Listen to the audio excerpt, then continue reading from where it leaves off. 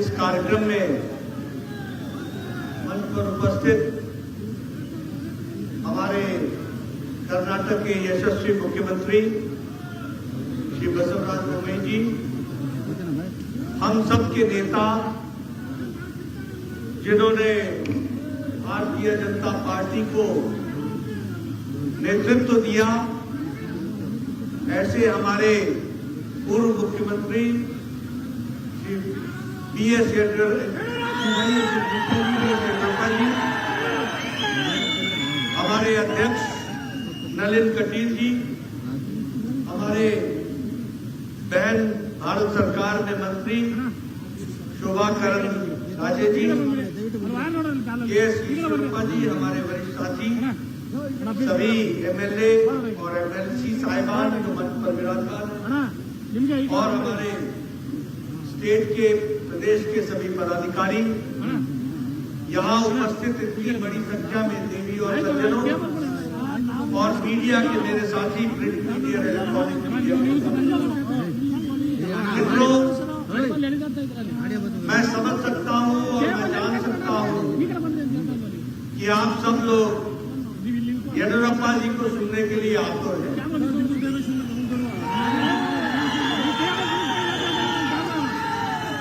बहुत जल्द ही येदियुरप्पा जी, जो हम सब के नेता हैं, वो आपको संबोधित करेंगे और अपनी बात को रखेंगे और आपकी इच्छा को भी पूरा करेंगे। लेकिन मुझे कार्यक्रम के तुरंत बाद जाना है, इसलिए बसवराज बोम्मई जी के निवेदन पर मैं क्रम को तोड़ता हुआ सबसे पहले बोलने के लिए खड़ा हुआ हूं। आप जानते हैं कि आज मुझे मले महादेश्वर जी के भगवान के दर्शन करने का सौभाग्य प्राप्त हुआ, वहां आशीर्वाद लेने का सौभाग्य प्राप्त हुआ, और उसके बाद हमारे विजय संकल्प यात्रा को शुभारंभ करने का भी सौभाग्य मिला। आप सबको जानकर खुशी होगी कि यह विजय संकल्प यात्रा लगभग 224 विधानसभा, यानी सभी की सभी विधानसभा को कवर करेगी। 20 दिनों के अंदर 4 स्थानों से निकलकर 8000 किलोमीटर की यात्रा पूरी करके 75 जनसभाएं और 150 रोड शो करके यह यात्रा 20 तारीख के बाद ये एक स्थान पर एकत्र आएगी।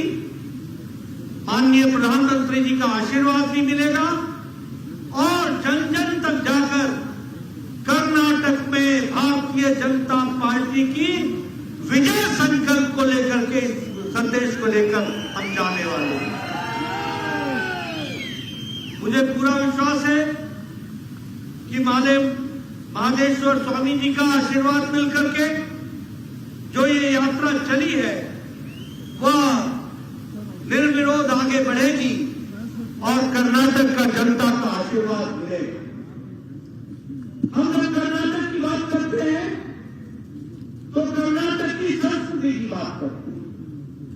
जब हम कर्नाटक की बात करते हैं तो कर्नाटक के रीति नीति ट्रेडिशन की बात करते हैं। हम जब कर्नाटक की बात करते हैं तो गौरवमय इतिहास कर्नाटक का है, उसकी हम चर्चा करते हैं। और जब हम कर्नाटक को नए युग में देखते हैं तो कर्नाटक टेक्नोलॉजी में भी लीड कर रहा है, इस बात से भी खुशी होती है। और कर्नाटक राष्ट्रीय विचारधारा से ओतप्रोत होकर के अपनी विरासत को संभाल करके विकास के पथ पर चला है। इस बात के लिए मैं येदियुरप्पा जी को और बोम्मई जी को बधाई देता हूं, जिन्होंने कर्नाटक की नई तस्वीर और तकदीर हमारे सामने रखी। मित्रों, आज मुझे खुशी होती है जब मैं कर्नाटक की बात करूं, आज कर्नाटक के विकास के लिए नए नए आयाम लिखे गए। अगर मैं बात करूं इंफ्रास्ट्रक्चर की, तो आज highway, national highway, express way, 4 लेन, 6 लेन, ये हाईवे बन रहे हैं। अगर मैं एयरपोर्ट की बात करूं, तो कैंपेगौड़ा टर्मिनल 2 5,000 करोड़ की लागत से तैयार होकर के मोदी जी के द्वारा उसका श्री गणेश हुआ। अगर मैं विकास और टेक्नोलॉजी की बात करूं, तो लाभ प्रभु कैंपेगौड़ा जी की 108 फीट की तस्वीर, उसका अनावरण करके नए युग को किस तरीके से आगे बढ़ाया गया है, इसको प्रधानमंत्री मोदी जी स्थापित करते। अगर मैं बात करूं, तो मैसूर से चेन्नई तक वंदे भारत का ट्रेन चलना, ये वंदे भारत ट्रेन नहीं है, ये मॉडर्न भारत, नव भारत की एक तरीके से सिंबल का उजागर होना है। इस बात को भी हमको समझना होगा। अगर मैं बात करूं प्रोजेक्ट्स की, तो प्रोजेक्ट्स के दृष्टि से कर्नाटक आज विकसित राज्यों में से खड़ा हो गया। मुझे खुशी है आपको बताते हुए कि विदेशी निवेश, फॉरेन डायरेक्ट इन्वेस्टमेंट में कर्नाटक येडियुरप्पा जी और मोदी जी के नेतृत्व में नंबर 1 पर खड़ा है।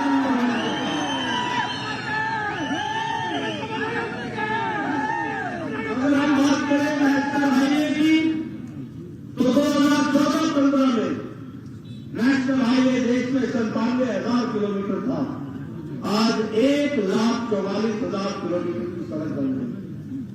नेशनल हाईवे हर दिन 12 किलोमीटर बनता था, आज 37 किलोमीटर प्रतिदिन बन रहा है।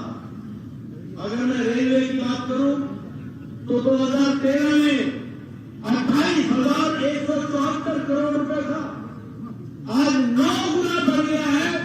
2,40,000 करोड़ रुपए रेलवे पर खर्च हो रहा है, इसको भी हमको याद रखना चाहिए। और अगर मैं हवाई अड्डा एयरपोर्ट की बात करूं, तो 70 साल में 74 एयरपोर्ट बने और 9 वर्षों में मोदी जी के 74 एयरपोर्ट बन करके तैयार हुए, ये भी हमको ध्यान में रखना है। मित्रों, अगर मैं बात करूं देश की, आज डिजिटल इंडिया आ गया है। आपको जानकर खुशी होगी कि 40% ऑफ द वर्ल्ड ट्रांजैक्शन, 40% का ट्रांजैक्शन इंडिया में डिजिटली हो रहा है। ये बदलता भारत है। ऑटोमोबाइल में हम तीसरे नंबर पर खड़े हो गए।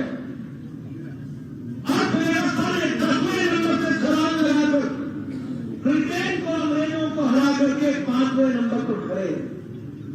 अगर हम फार्मास्यूटिकल्स में बात करें, तो भारत आज 108% वृद्धि करके खड़ा और दुनिया की फार्मेसी बन गया है। भारत सबसे कम दाम में और सबसे असरदार दवाई 200 देशों को भारत दे रहा है। ये भारत की तस्वीर बनी।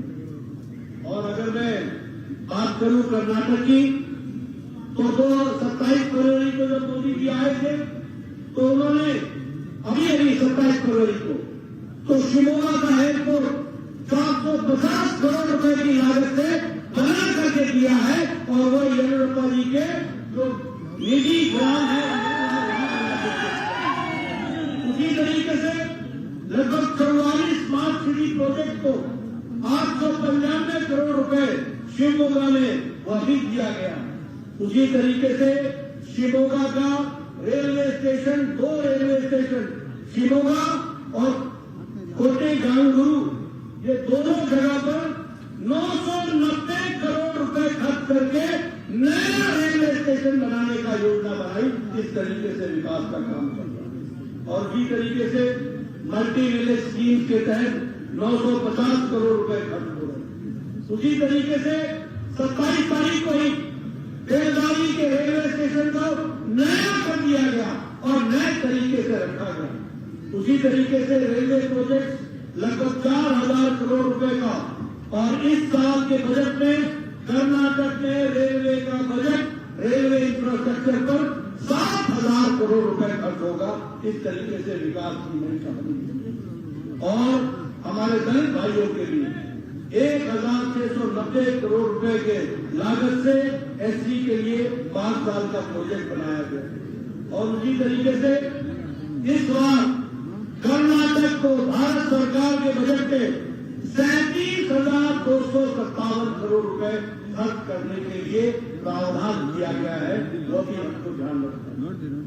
अगर जैसा मैंने बताया, इनोवेशन इंडेक्स में कर्नाटक नंबर 1 पर है। अगर हम कहें राष्ट्रीय शिक्षा नीति को लागू करने में कर्नाटक नंबर 1 पर है।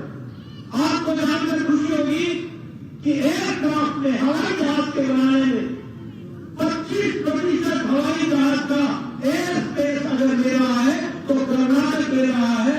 और इसके साथ साथ हमारे 70% डिफेंस का एयरक्राफ्ट कर्नाटक में बन रहा है।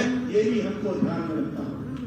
अभी प्रधानमंत्री आए थे, उन्होंने HAL में हेलीकॉप्टर बनाने की योजना बनाई है और हेलीकॉप्टर यहाँ पर बनेंगे, इस तरीके की योजना बनी।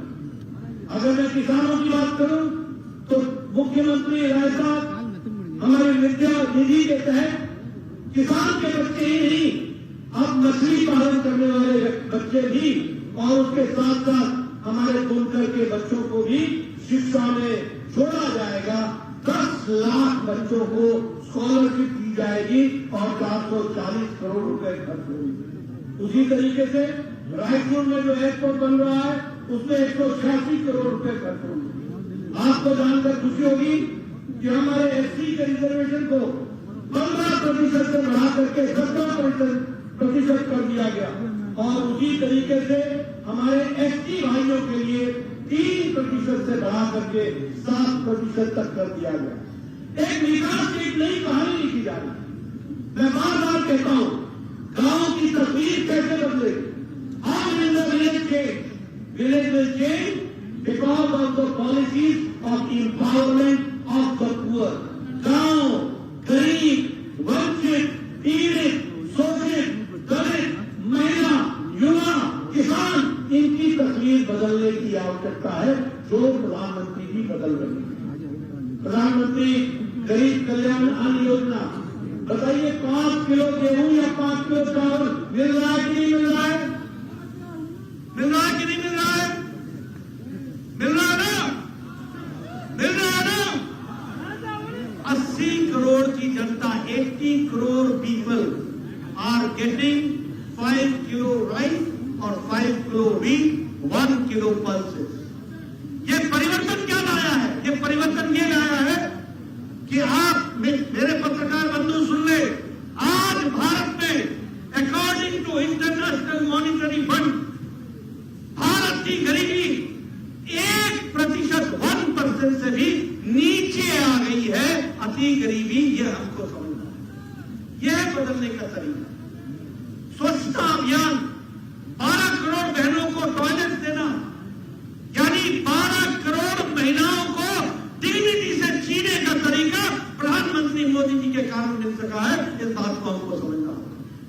अगर हम बात करें सौभाग्य योजना, 2.5 करोड़ लोगों के घर में बिजली पहुंचाई, यानी 2 crore 50 lakh people where without electricity. Ujjwala Yojana, 9 crore से ज्यादा लोगों को गैस के सिलेंडर दिए गए और अब बम्बई साहब मुफ्त में 2 सिलेंडर होली और दिवाली पर देने वाले। ये इस तरीके की विकास की योजना बन रही है। इसलिए empowerment of women, empowerment of youth, empowerment of other people, empowerment of the किसान। अभी परसों प्रधानमंत्री किसान सम्मान निधि में प्रधानमंत्री जी ने फिर से एक किस्त रिलीज की है और 11 करोड़ 78 लाख किसान को 2-2 हजार रुपए देने का काम किया। यह है भारत का बदलती हुई तस्वीर। इसलिए मित्रों, मैं आपसे निवेदन करने आया हूं, आपका ज्यादा समय नहीं लूंगा। मैं आपकी सेंटिमेंट्स को समझता हूं भैया, इसलिए आपका ज्यादा समय नहीं लूंगा। लेकिन आपको मैं ये कहना चाहूंगा, भाई एक सुनो, एक मिनट।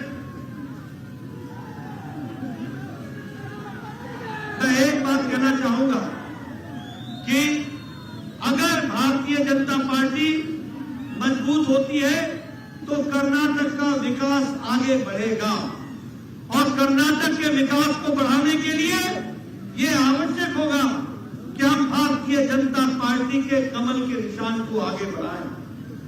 अगर मैं कांग्रेस की बात करूं तो कांग्रेस पार्टी भ्रष्टाचार,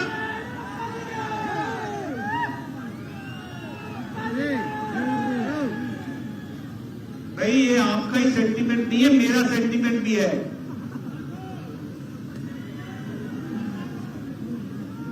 मैं ये बात जरूर कहना चाहूंगा कि Congress party is a party which believes in corruption, which believes in commission, which believes in nepotism, which believes in division. ये बात हमको समझनी होगी, और इसलिए मैं आपसे ये निवेदन करने आया हूं। आज देखिए कांग्रेस पार्टी की भाषा कैसी हो गई। उन्होंने राजनीतिक स्तर की हर सीमाएं लांघ दी। आज वो गाली गलौज पर आ गए, वो कोई सभ्य भाषा भी नहीं बोल पाते, असभ्य भाषा का सहारा दे रहे।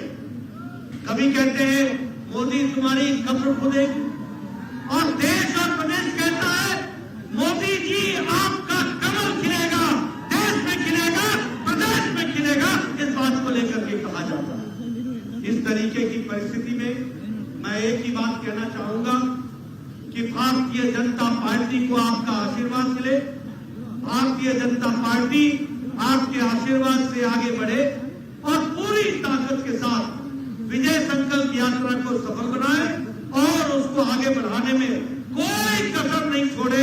कमल को खिलाए, मोदी जी को आगे बढ़ाए, येदियुरप्पा जी को बढ़ाए, बोम्मई जी को बढ़ाए और मैं अंत में आपसे ये निवेदन करने आया हूं कि आपका आशीर्वाद कमल को मिले और कमल खिले, यही आपको कहना चाहूंगा। बोलिए कमल खिलेगा ना?